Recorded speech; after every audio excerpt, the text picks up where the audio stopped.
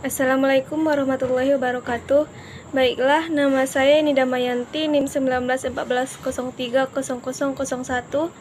Saya dari kelompok 6 mata kuliah Metodologi Penelitian dengan dosen pembimbing Ibu Juliana Batubara, MPD Kons. Baiklah, di sini saya akan menjelaskan materi bagian saya pada bagian C, yaitu sampel. Yang pertama ada pengertian sampel. Sampel penelitian merupakan suatu faktor penting yang perlu diperhatikan dalam penelitian yang kita lakukan. Sampel penelitian mencerminkan dan menentukan seberapa jauh sampel tersebut bermanfaat dalam membuat kesimpulan penelitian. Jadi, sampel merupakan suatu bagian dari populasi. Hal ini mencakup sebuah anggota yang dipilih dari populasi. Nah, sampel itu merupakan faktor pendukung dalam penelitian yang kita lakukan. Dengan demikian, dari populasi merupakan sampel. Sugiono 2003, suatu subjek merupakan suatu anggota tunggal dari sampel, sama halnya dengan elemen yang merupakan anggota tunggal dari populasi.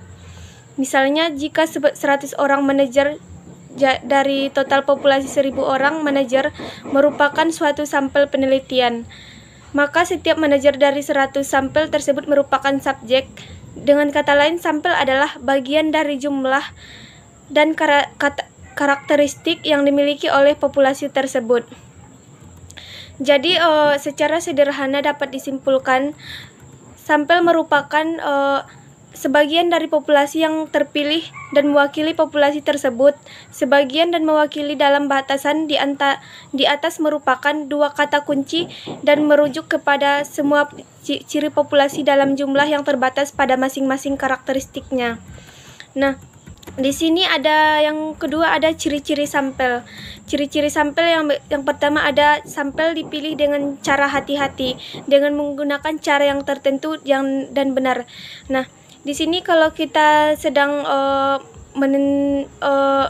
melakukan penelitian, kita harus berhati-hati. Yang kedua ada sampel harus mewakili populasi, sehingga gambaran yang diberikan mewakili keseluruhan karakteristik yang terdapat pada populasi. Yang ketiga, besarnya ukuran sampel hendaklah mempertimbangkan tingkat kesalahan sampel yang dapat ditoleransi dan tingkat kepercayaan yang dapat diterima secara statistik. Nah, di sini ada dalam melakukan penelitian ada beberapa kekeliruan yang mengakibatkan biasanya dalam penarikan sampel. Yang pertama ada dalam menentukan populasi target. Contohnya, populasi target dalam penelitian adalah guru IPA SMA negeri, tapi dalam penarikan sampel hanya dilakukan pada guru biologi saja. Yang kedua ada karakteristik sampel yang diambil tidak mewakili karakteristik populasi target. Contohnya, penelitiannya adalah persepsi para siswa terhadap pemberian layanan BK di sekolah, tapi angketnya diberikan kepada seluruh siswa termasuk siswa yang belum mendapatkan layanan BK di sekolah.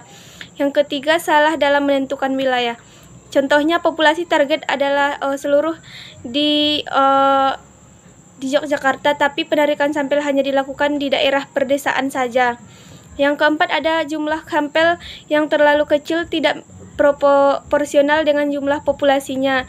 Yang kelima ada kombinasi dari beberapa kekeliruan di atas.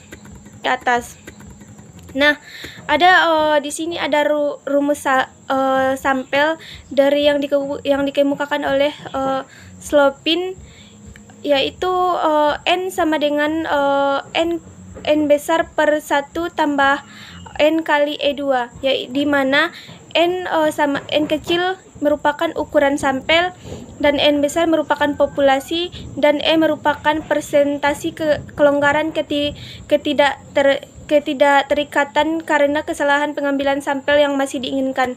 Contohnya dapat kita lihat di dalam makalah. Nah, yang ketiga ada cara pengambilan sampel atau teknik sampling. Teknik sampling adalah merupakan teknik pengambilan sampel untuk menentukan sampel yang akan digunakan dalam penelitian. Terdapat berbagai teknik sampling yang digunakan. Macam-macam teknik sampling. Yang pertama ada probability. Sampling yang pertama ada probability sampling atau pengambilan sampel berdasarkan peluang.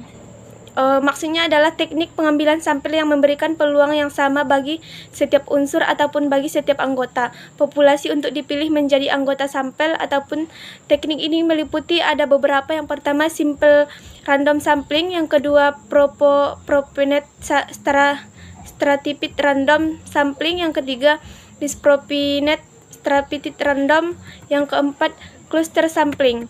Yang kedua ada non-probability sampling atau pengambilan sampel tidak berdasarkan peluang, merupakan teknik pengambilan sampel yang tidak memberi peluang atau kesempatan sama bagi setiap unsur atau anggota, tidak memberikan peluang.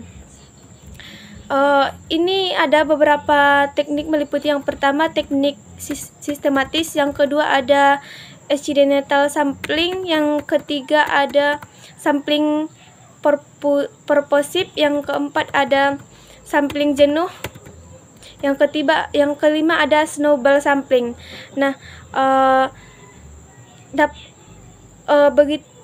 sampai di sini yang dapat saya sampaikan pada materi saya. Kurang dan janggalnya saya mohon maaf. Wabillahi taufiq wal hidayah. Assalamualaikum warahmatullahi wabarakatuh.